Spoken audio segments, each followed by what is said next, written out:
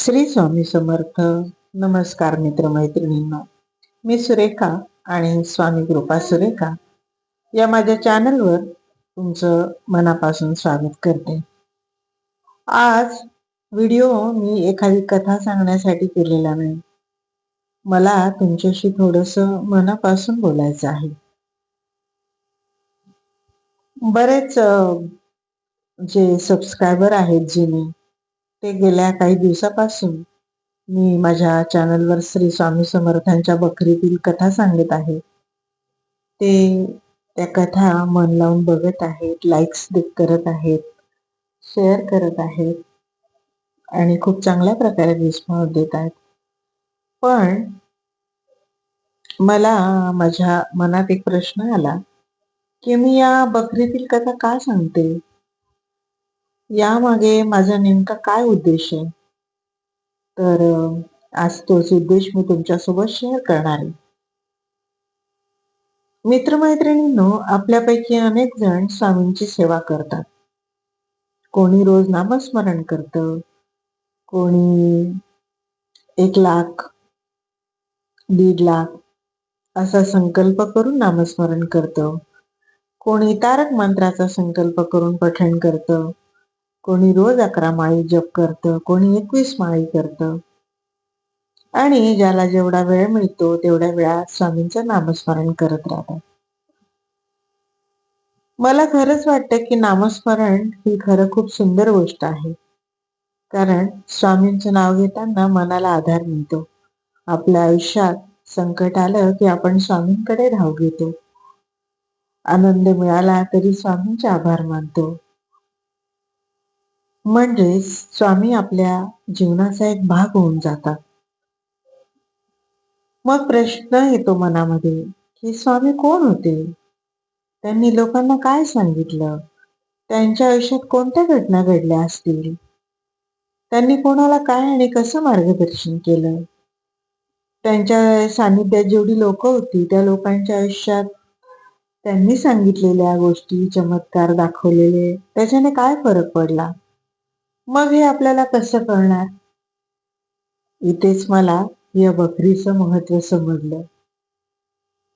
माझ्या मनात अनेकदा असा विचार येतो की आपण स्वामींचं नाम घेतो, पण स्वामींच्या जीवनातील प्रसंग आपल्याला माहित आहेत का? आपण स्वामींची पूजा करतो, पण त्यांच्या विचारांचा अर्थ आपल्याला रोजच्या आयुष्यात समजून घेता येतो का? आपण स्वामींचं नाव घेतो, पण त्यांच्या शिकवणीतून आपल्या वागण्यात काही बदल होतो का? आणि म्हणूनच मला वाटलं स्वामींच्या कथा लोकांपर्यंत पोहोचवल्या पाहिजेत.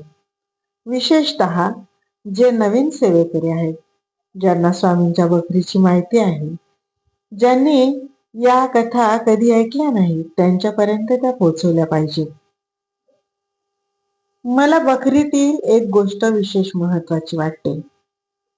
त्या काळातील घटना, त्या काळातील लोक, त्यावेळची परिस्थिती, हे सगळं आपल्याला त्या कथांमधून समजतं.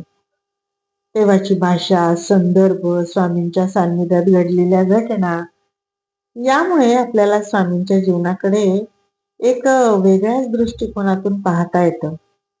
या बकरीतील भाषा प्रत्येकाला सहज समजेलच असं नाही, आणि म्हणूनच स्वामींच्या मार्गदर्शनाने, त्यांच्या आशीर्वादाने मी विचार केला, जर मी हेच प्रसंग सोप्या मराठी भाषेत माझ्या समजुतीप्रमाणे आणि माझ्या सांगण्याच्या शैलीत तुमच्यापर्यंत पोहोचवल्या तर कदाचित एखाद्या नवीन सेवेकराला स्वामींची एक कथा समजेल, कदाचित एखाद्या व्यक्तीला त्या कथेतून एखादी शिकवण मिळेल आणि कदाचित कोणाच्या तरी मनात स्वामींबद्दल जाणून घेण्याची उत्सुकता निर्माण होईल.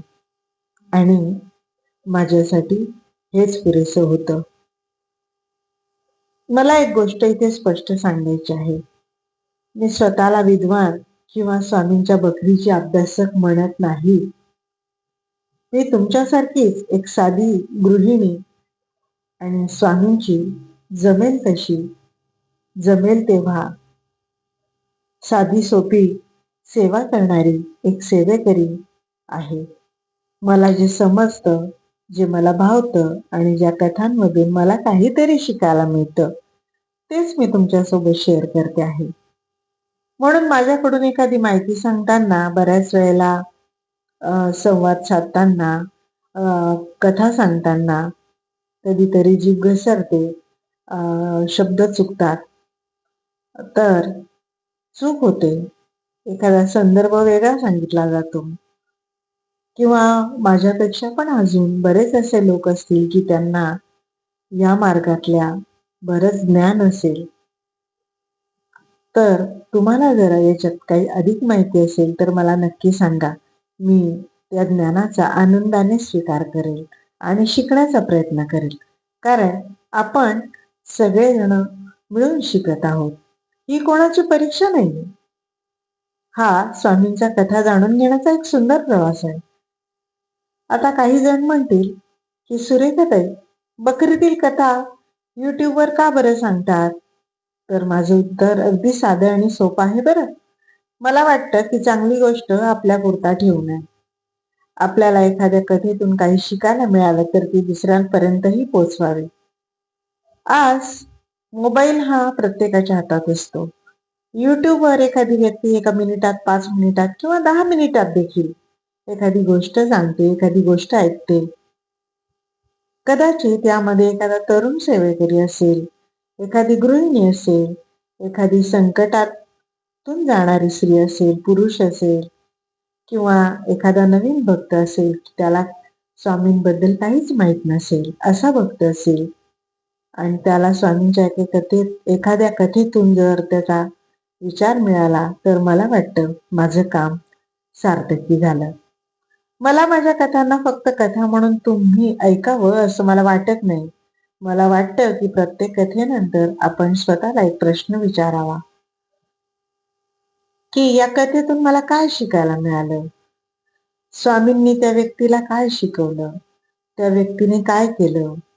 आपण आज तसंच काही करत आहोत का? आपल्या आयुष्यातही अशी परिस्थिती आली तर आपण काय करू? कारण कथा ऐकून जर आपण आपल्या आयुष्यात काहीच बदल केला नाही तर कथा ऐकण्याचा खरा अर्थ कुठेतरी कमी होतो. आणखी एक गोष्ट, मला फक्त मोठ्या भक्तांना किंवा जुने सेवेकरी असलेल्या लोकांना या कथा सांगायच्या नाहीयेत. मला नवीन सेवेकरांपर्यंत पोहोचायचं आहे, ज्यांनी नुकतंच स्वामींचं नाम घ्यायला सुरुवात केली आहे, ज्यांना बखर म्हणजे काय हे माहीत नाही, ज्यांना स्वामींच्या जीवनातील प्रसंग जाणून घ्यायचे आहेत, त्यांच्यासाठी हा एक छोटासा प्रयत्न चालला आहे. म्हणूनच मी कथा शक्य तितक्या सोप्या भाषेत सांगण्याचा प्रयत्न करते आहे. आता मला तुमच्याकडून एक मदत हवी आहे. तुम्ही माझ्या या बकरीतील कथा ऐकता का? तुम्हाला त्या समजतात का? माझी सांगण्याची पद्धत तुम्हाला आवडते का? मी कथा सांगताना शेवटी तिच्यातून मिळणारी शिकवण सांगावी का? की तुम्हाला फक्त बकरीतील प्रसंग ऐकायला आवडतील? आणि सर्वात महत्वाचं म्हणजे तुम्हाला पुढे कोणत्या प्रकारच्या स्वामींच्या कथा ऐकायला आवडतील? मला कमेंटमध्ये नक्की सांगा. तुमची एक कमेंट माझ्यासाठी खूप महत्वाची आहे. कारण त्यातून मला फक्त कळेल की मी ज्या उद्देशाने हा प्रवास सुरू केला आहे तो योग्य दिशेने चालला आहे की नाही, हे मला पण स्वतःला आजमावता येईल. आणि हो, कदाचित तुम्हाला वाटेल की या कथांना अजून पाहिजे तसा रिस्पॉन्स मिळत नाहीये. तर हो, कधी कधी एखाद्या व्हिडिओला लगेच खूप व्ह्यूज मिळतात, कधी नाही मिळत, कधी एखादा व्हिडिओ हळूहळू लोकांपर्यंत पोहोचतो. पण मला आता एक गोष्ट शिकायला मिळाली आहे. प्रत्येक चांगल्या कामाचा परिणाम लगेच दिसतो असं नाही. काही गोष्टींना वेळ लागतो. एखादं बीज लावलं की दुसऱ्या दिवशी झाड होत नाही. त्याला पाणी द्यावं लागतं, काळजी घ्यावी लागते आणि वाट पाहावी लागते. म्हणून मी या कथाही तशाच सांगत राहणार आहे. कारण माझा उद्देश फक्त सबस्क्रायबर वाढवणं, लाईक घेणं, व्ह्यूज मिळवणं नाही. माझा उद्देश आहे स्वामींच्या कथा अधिक लोकांपर्यंत पोहोचणं आणि लोकांनी लोकांपर्यंत पोहोचवणं. मला माहित आहे की प्रत्येकाला माझी सांगण्याची पद्धत आवडेलच असं नाही आणि ते अगदी ठीक आहे. पण ज्यांना या कथा ऐकायला आवडतात, ज्यांना स्वामींच्या जीवनातील प्रसंग जाणून घ्यायचे आहेत आणि ज्यांना या कथांमधून काहीतरी शिकायचं आहे, त्यांच्यासाठी मी हा प्रवास माझ्या आणि होईल तोपर्यंत आणि स्वामी ही सेवा करून घेतील तोपर्यंत सुरू ठेवणार आहे. तुम्ही माझ्या सोबत राहा, तुमच्या सूचना द्या, तुमच्या आवडीनुसार कथा सुचवा आणि सर्वात महत्वाचं म्हणजे ही माहिती ज्यांना उपयोगी पडेल, ज्यांच्यापर्यंत हा व्हिडिओ पोचवा. कदाचित तुमच्या एका शेअरमुळे एखादा नवीन सेवेकरी स्वामींची कथा पहिल्यांदा ऐकेल. शेवटी एवढंच म्हणेन, मी स्वामींच्या कथा सांगते कारण मला त्या फक्त ऐकायच्या नाहीत. मला त्या जगायच्या शिकायचं आहे. मला त्या जगायला शिकायचं आहे. आणि मला वाटतं आपण सगळ्यांनी ही कथा ऐकताना स्वतःला एक प्रश्न विचारावा. स्वामींची ही शिकवण माझ्या आयुष्यात मी कुठे वापरू शकते? जर त्या एका प्रश्नामुळे आपल्या वागण्यात थोडासा बदल झाला, एखाद्याला आपण मदत केली, एखाद्याला माफ केलं, एखाद्याला संकटात धीर दिला, एखाद्या व्यक्तीशी प्रेमाने बोललो, तर कदाचित तीच खरी स्वामी सेवा असेल. म्हणून माझ्या या छोट्याशा प्रयत्नाला तुमची साथ द्या. कथा ऐका, मनन करा आणि तुमचा अनुभव माझ्यासोबत शेअर करा. तुमच्या कमेंटमध्ये फक्त श्री स्वामी समर्थ लिहू नका. मला सांगा, आजची कमेंट कदाचित उद्याची कथा ठरेल. श्री स्वामी समर्थ. तुमच्या आयुष्यात सुख, समाधान, श्रद्धा आणि सकारात्मकता राहो. श्री स्वामी समर्थ महाराज की जय. स्वामी भक्तांनो, जर तुम्हाला आजचा व्हिडिओ आवडला असेल तर लाईक करा, जास्तीत जास्त लोकांपर्यंत शेअर करा, कमेंटमध्ये तुमची प्रतिक्रिया लिहा आणि चॅनलवर जर अजून कोणी नवीन असतील तर स्वामी कृपा सुरेखा या चॅनलला सबस्क्राईब करा. धन्यवाद. श्री स्वामी समर्थ.